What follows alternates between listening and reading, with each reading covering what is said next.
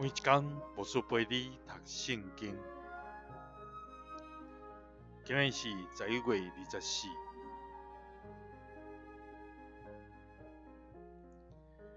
提摩太前书6章1节到8节。人的管辖会做奴隶的，就看家己的主人做牵得受充分的尊敬。上帝的名甲道理才袂受亵渎。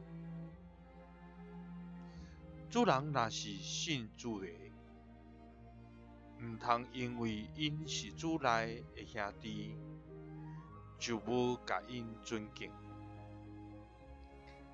既然对奴隶服侍来得到利益的主人是信徒，嘛是所敬爱的人，恁搁较着温群甲因服侍。你着用这的事来教示甲劝勉。老人教别款教义无符合咱的主耶稣基督健全的道理，无根据虔诚的教义，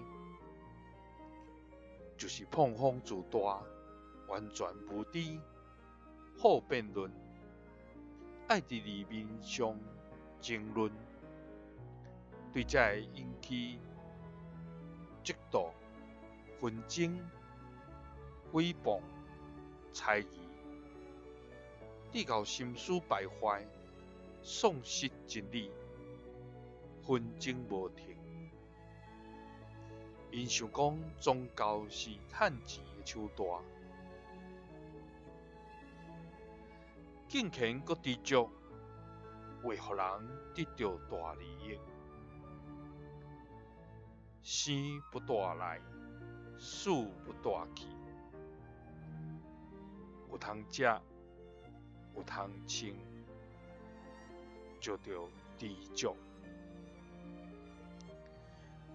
保罗劝勉提摩太，就教导信徒伫因的身份、伫因的本分顶头，无因为信主来伫遐凊彩，亲像做奴隶，虽望甲主人平信主，嘛袂使因为安尼就对主人无尊敬、无礼貌，反倒转就爱搁较敬重伊的主人。伫基督所教示的教义中间，嘛爱符合伫主的教示来行。伫咱的所行顶头，咱是毋是有学习用敬虔的心来服侍，也伫各方面来知足。耶稣听你，赐你平安。